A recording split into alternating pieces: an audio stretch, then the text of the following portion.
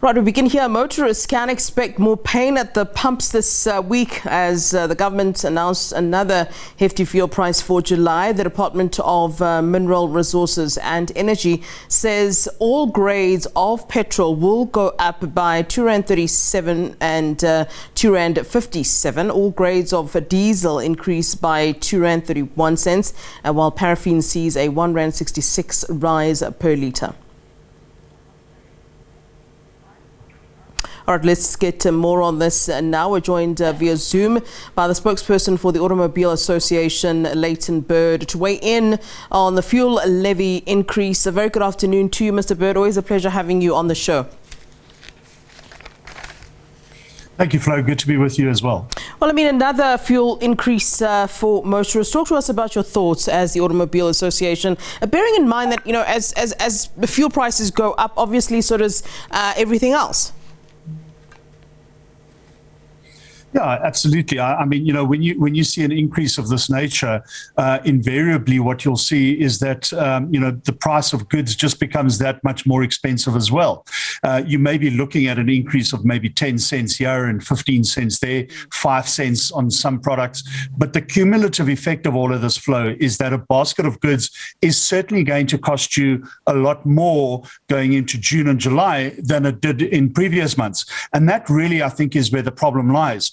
Sure, it's going to have a direct impact on motorists and on people who use fuel, you know, to get around, and also obviously on public transport fees.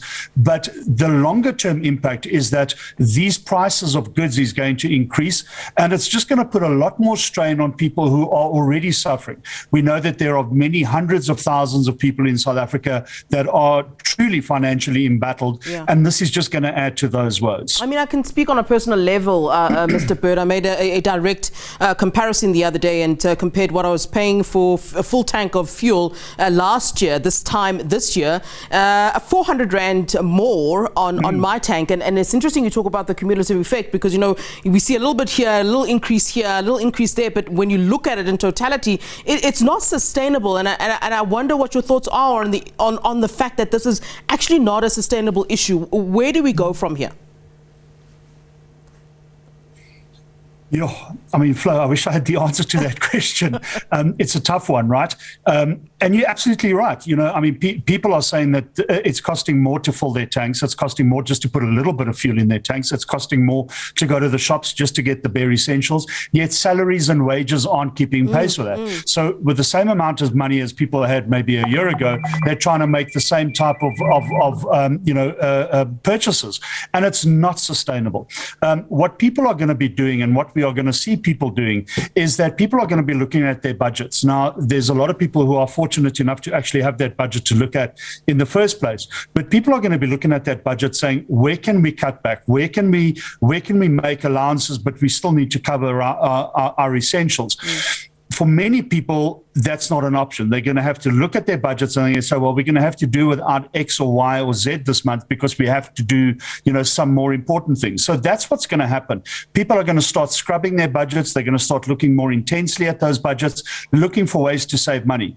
And it's just a question of, you know, where can I save that money? And again, you know, people are really in a bad financial state at the moment, and the economy is suffering at the same time. You know, is there one silver bullet that's going to fix this? I don't know if there is, but what we've got to do is we've got to look long term.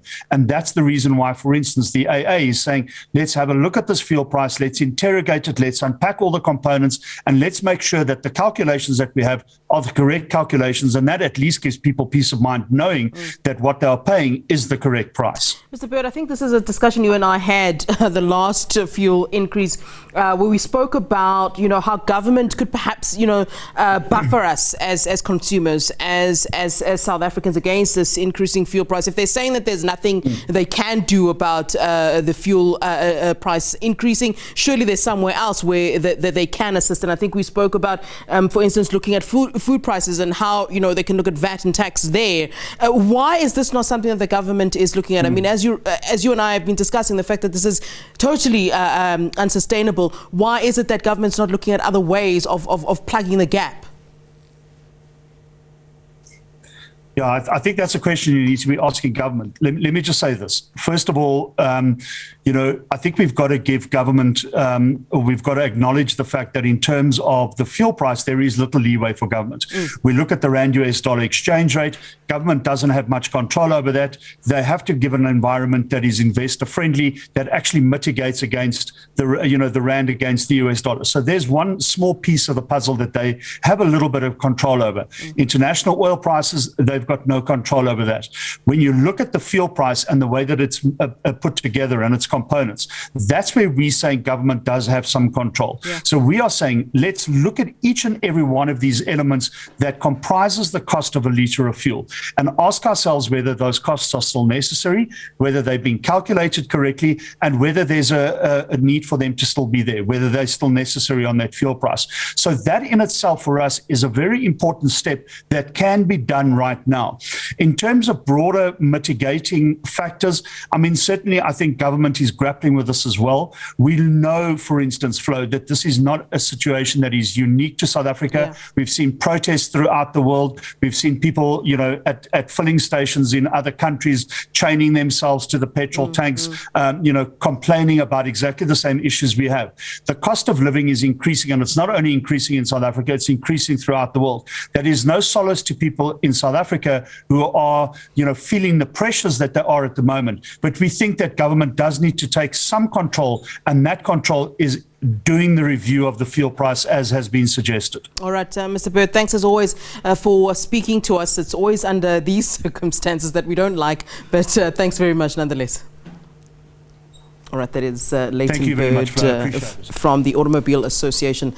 He's the spokesperson. They're talking to us about, of course, that expected fuel price on Wednesday.